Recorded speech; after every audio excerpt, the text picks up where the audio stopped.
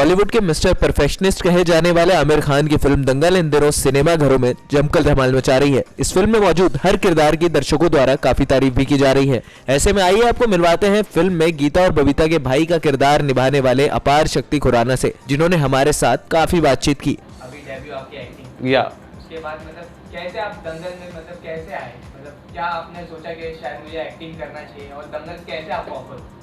यार, an artist will always be an artist. मैं stylist भी था बीच में कुछ time. I have been a radio jockey, I am a VJ, I am a cricket host with Star Sports. मैं अभी भी वो कर रहा हूँ। हाँ जी, मैं हरियाणा से क्रिकेट भी खेलता था। एंड उसके साथ साथ यू नो थिएटर चल रहा था, कुछ ना कुछ मैं करते जा रहा था आसपास। मुझे खेलने का बहुत शौक है। मैं फुटबॉल बहुत रेगुलर खेलता हूँ, क्रिकेट बहुत रेगुलर खेलता हूँ, टेबल टेनिस बहुत रेगुलर खेलता हूँ, बैडमिंटन बहुत रेगुलर खेलता हूँ, स्क्वॉश बहुत रेगुलर खेलता हूँ। बहुत कम स्पोर्ट्स हैं जिसमें मैंने जाके हिस्सा नहीं लिया। यहाँ तक कि स्केटिंग भी मैंने की हुई है for at least 2 years। So I was always a sports person. जब आसपास कोई स्पोर्ट्स को लेके फिल्म बन रही होती है, मुझे वैसे ही बहुत एक्साइट करती है। एंड जब दंगल का ऑडिशन हुआ, आई वॉजंट श्योर। जब मैंने ऑडिशन दिया, हर एक आई थिंक आर्टिस्ट को लगता है कि यार मैंने इससे बेटर कर सकता था ऑडिशन। लेकिन मुझे पता था कि एक 15-20 सेकंड का एक ब्रैकेट था उस ऑडिशन में, जहां मैंने बिल्कुल करेक्ट इमोशन पकड़े थे, जहां मैंने खुद फील कर लिया था, जहां मैं खुद रो पड़ा था कि। और मेरा सीन था ऑडिशन वाला, जब पटियाला जाने से पहले ताऊ जी कपड़े पैक कर रहे हैं बैग में, एंड ताई जी साक्षी हेल्प कर रही हैं उनको पैकिंग में। And I suddenly get up from my seat and से, ताऊ जी मैं साथ चलता हूँ, ताऊ जी मैं खाना बना दूंगा, सब्जी काट दूंगा, पैर दबा दूंगा, सब काम कर दूंगा। एंड कॉमनवेल्थ का मामला, चांस नहीं ले सकते ना। ये जो लाइन है, कॉमनवेल्थ का मामला है, चांस नहीं ले सकते ना, मैंने बहुत ही कड़क इमोशन के साथ ऑडिशन में बोली थी। बाकी जो लाइनें थी मुझे लगता है थोड़ी सी ऊपर नीचे थे उसके सुर, लेकिन thankfully casting director Mukesh Chhabra, Aamir sir, Nitesh sir, सबको वो ऑडिशन पसंद आया। And they took a very long time to decide कि कौन ओमकार बनेगा, कौन छोटा ओमकार होगा, कौन गीता बबीता होंगी। कास्टिंग में बहुत टाइम लगा। उसमें भी वही डिटेलिंग ही है, वो भी सारी चीज़ें, कौन रेसलर जैसा दिख रहा है, कौन नॉन रेसलर दिख रहा है, कौन क्या कर सकता है।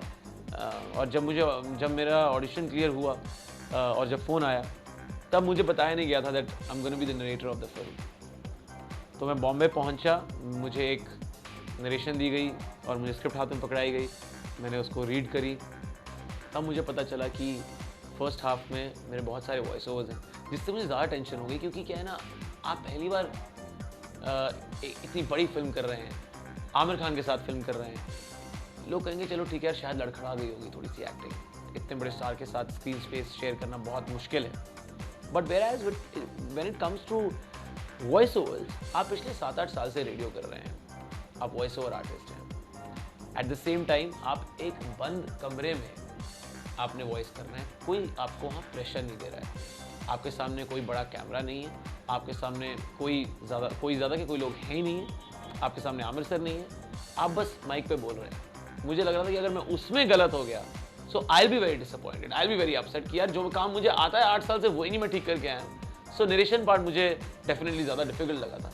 But touch wood, all in all, in totality अगर मैं आपको पूरे ओमकार की जर्नी बताऊं, from narration to the younger Omkar, I think जो लोग मेरी तारीफ कर रहे हैं उनको ये समझना चाहिए कि he has an equal part two hand over. जैसे रिले रेस होती है, बेटन पकड़ाते हैं ना, वैसे ही उसने मुझे पकड़ाया and then I finish the race. I think जितना पहले जो स्टार्ट लेता है दौड़ का, जितना उसका रोल था, उतना ही फिनिशर का रोल था।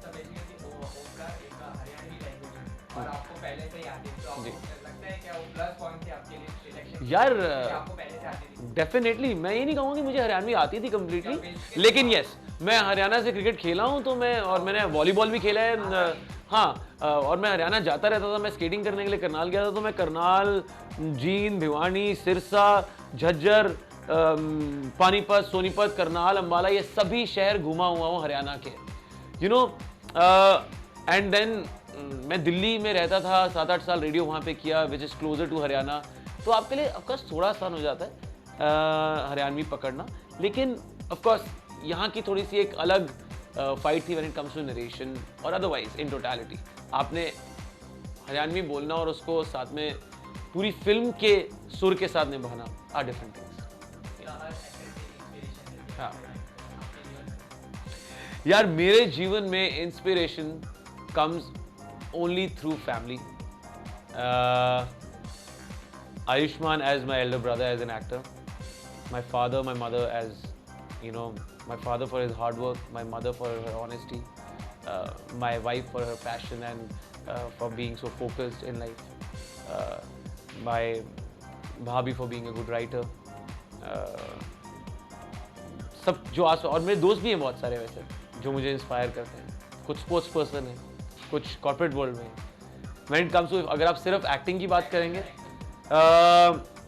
I have to definitely say Aamir सर's name will top the list, especially because जो 1.5 साल मैंने उनके साथ स्पेंड किया है इस सेट पे, यार he has made me a better person। मुझे ऐसा लगता है कि हर एक अच्छे एक्टर के लिए अच्छा इंसान होना बहुत ज़रूरी है। He has made me a better person and other actors who inspire me, who used to inspire me when I was a kid, Dilip Kumar Saab, Shah Rukh Khan. People who inspire me right now is Ranbir Kapoor and Ranbir Kapoor. Actress who inspire me, Vidya Balan inspires me for her journey, and I think Deepika Padukone and Priyanka Chopra right now. If you get और ज़्यादा young अगर आओ, so only Alia Bhatt. I think right now Alia Bhatt, जो as है आलिया भट्ट की, she doesn't have any competition. You know, I think अभी कोई किसी चैट शो पे कह रहा था she's too successful for her age, which is right यार. But I mean, it is I think very difficult to do what she has done at this age. That's all.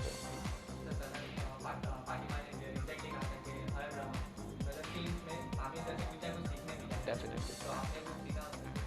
पहली बात तो मैंने वो बोला कि मैंने ये सीखा कि इंसान कैसे बेटर बनना है, पहली बात ये है। दूसरी बात ये है,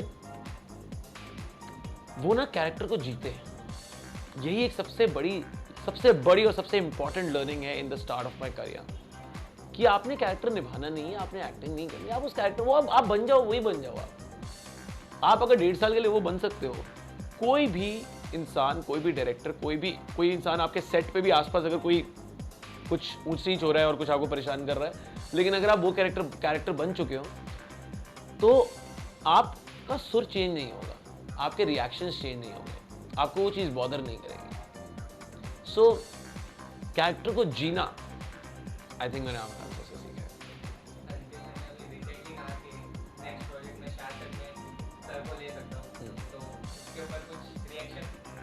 यार देखो, नितेश सर और आमिर सर की एक ऐसी कड़क टीम है और बॉन्डिंग तो है ही है डेफिनेटली। दोनों आपस में इतने कंफर्टेबल हैं। आई थिंक ये इतना बड़ा रीज़न है एक दूसरे का कंफर्टेबल होना कि इतनी बड़ी फिल्म बन पाई और इतनी अच्छी और इतनी ऑनेस्ट फिल्म बन पाई। अगर लोग एक दूसरे का कंफर्टेबल नहीं है तो इतनी अच्छी फिल्म बन ही नहीं सकती है। And I think the entire country will be really happy if they collaborate again, क्योंकि who doesn't want to watch good cinema. अगर हमें अगले साल दोबारा से 1.5 साल बाद, जब आमिर सर साल 1.5 साल 2 साल में अपनी अगली फिल्म लेके आते हैं नॉर्मली, अगर दोबारा से हमें कुछ ऐसा देखने को मिल जाए, नथिंग लाइक इट।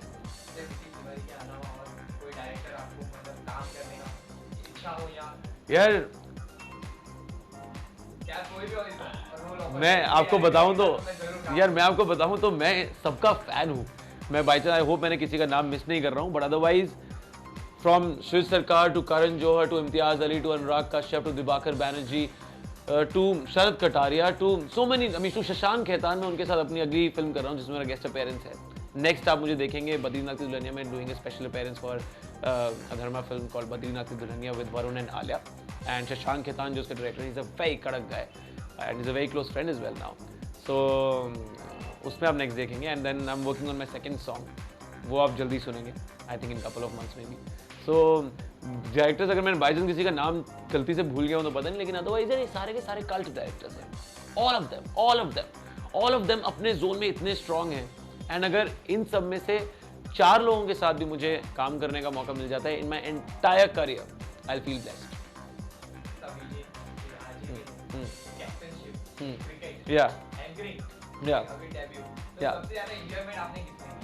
ये सबसे एंजॉयमेंट मुझे स्पोर्ट्स में ही आता है, सबसे ज़्यादा मज़ा मुझे स्पोर्ट्स में आता है। मैं एक बहुत ऑनेस्ट कन्फेशन ऑलरेडी एक इंटरव्यू में कर चुका हूँ, which is that I am a failed sports person. एक फेल्ड स्पोर्ट्स पर्सन के लिए आसान था ये किरदार निभाना, क्योंकि उस लड़के के खून में भी पहलवानी नहीं थी, वो खुद भी रेसलर नहीं था। सो मेरे पास शायद वो माइंडसेट था of a non sports person, जो मैं बन नहीं पाया in the head. Otherwise in my spirit I am a true sports person. मैं बहुत रेगुलर अभी भी सारी स्पोर्ट्स खेलने की कोशिश करता हूँ। आप मुझे अगर आज की डेट में कहेंगे कि आप एक फ्री ट्रिप टू लंदन ले लें, या फिर आप एक फ्री फुटबॉल मैच ले लें एट अंधेरी स्पोर्ट्स कॉम्प्लेक्स, मैं शायद मैच जाके खेल लूँगा।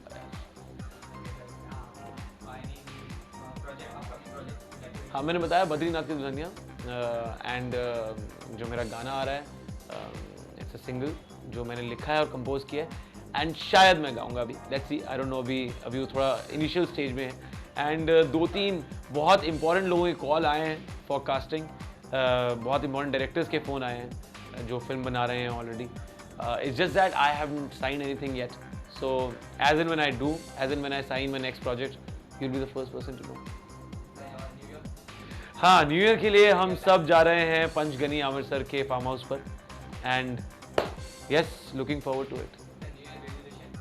New year resolution to become a better actor, yeah, and to become a better human being, and to become a better sports person, to become a better friend, a better brother, a better son, a better husband, to become better in whatever I'll do.